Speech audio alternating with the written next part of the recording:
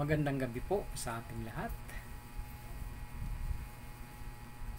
Ang gabing ito ay isang mapagpala sapagkat ito po ay time po ng pagbubulay-bulay na kanyang mga salita. Ayan po. So, meron po akong isang katanungan. Pwede nyo pong sagutin sa ating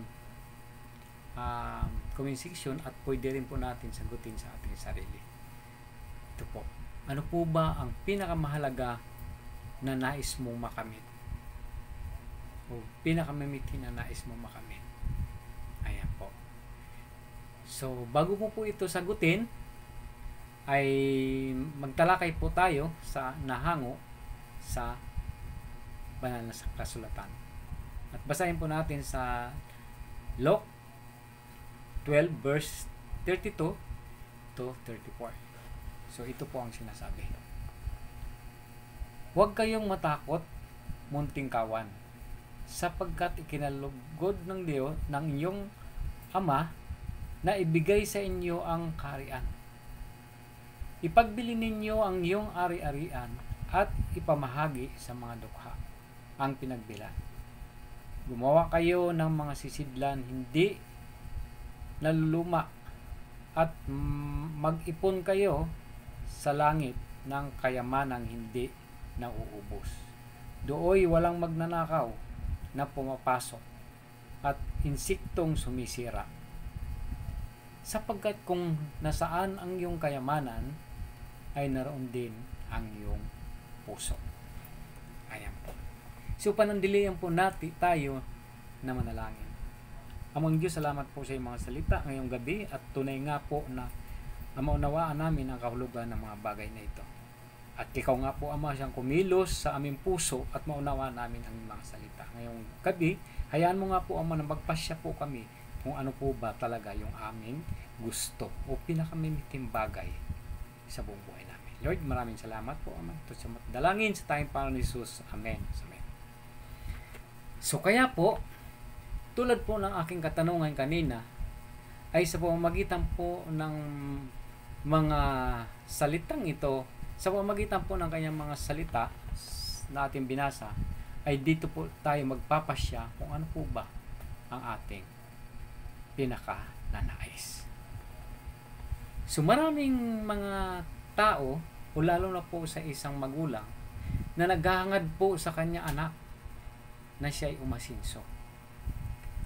Kaya po, maliit pa lang yung bata ay kanya na pong pinapanalangin o dinideclare na po niya na sa paglaki mo ay ikaw ay yayaman o ikaw ay pagpapalain. Ikaw ay yayaman. Subalit, tingnan po natin through this, the word, kung ano po ba ang pinakamahalaga na dapat natin makamit. Ano po? Ano po ba? Tingnan po natin ang pinakamahalaga na dapat natin makamit at natin maunawaan na dapat po makamit ng bawat isa sa atin at maging sa ating mga anak. Ayan po.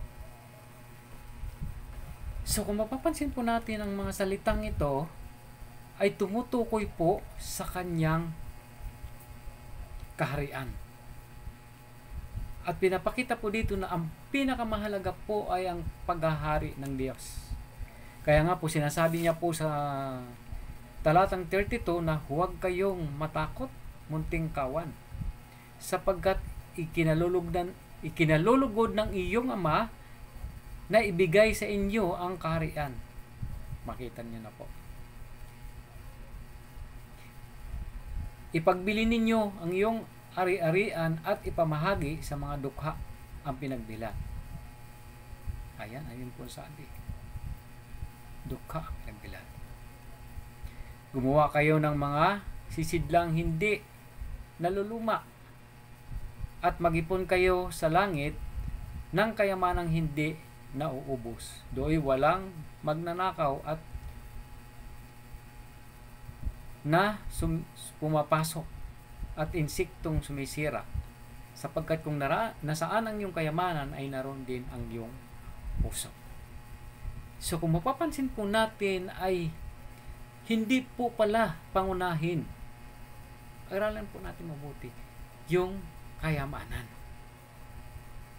na physical. Bakit? Ito po'y mauubos lang. Ito po'y maaari mawala lang. O maaari po ay masira lang kung mga bagay po ang ating pinakananais. O kaya naman kung ito po ay kayamanan, maaari po ay nakawin lang o pagbantaan po tayo. So sa makatuwid, wala pong kasiguruan ang mga bagay na iniipon natin dito sa mundo. So ano po ba ang pinapatungkulan sa ating nabasa? Ito po ay kayamanan na nagmumula sa langit na dapat nating pakananaisin. Sa madaling salita, in reality, ang reality po nito ay ang kaharian ng Diyos na dapat natin pakamithiin. So, yun po yung tinutukoy. So, paano po ba natin makuha ang mga bagay na ito? Sa pamamagitan ng pakikinig at pananampalataya at pagsasagawa. So, kaya kung sino man po ang nakinig, at magsimula po kayo at katapos po kayong makinig ay manampalataya kayo. At pagkatapos na manampalataya, isagawa natin ang mga bagay na ito. So mapapansin din po natin na tayong mga tao sa ating pagsilang ay nagsisimula po na tayo isilang hanggang sa pagtanda po natin. Pero habang ito'y lumalaki po ay kahirapan lamang po ang ating dinadanas. Ano po? At mamamatay lang po tayo. Sa tingin po ba natin, yung po ba ang buhay na pinakanais ng Diyos? Hindi po. Hindi po yun. Pero bakit may kamatayan? Alam po po kung bakit? Dahil po sa kasalanan. So sa makatuwid, dapat po ang paghandaan po natin na at pakamimitiin natin na makuha natin, makamit natin ang kaharian ng Diyos. Sapagkat doon po natin makikita ang tunay na kasiguruhan ng ating buhay. Sapagkat sa mundong ito, walang kasiguruhan po kung dito tayo mag-iipon ng mga bagay na ito. Wala pong kasiguruhan. Bakit? Lilipas, mawawala, at kapag marami ka pang kayamanan at maaari ka pong maging mitsa ng iyong buhay. O kaya, nakawin lang sa iyo. So kung tayo po'y susunod sa Panginoon, kung uunahin po natin ang kaharian ng Diyos, sabi nga po sa Matthew 6:33, seek first the kingdom of God, in all this thing will be added unto you.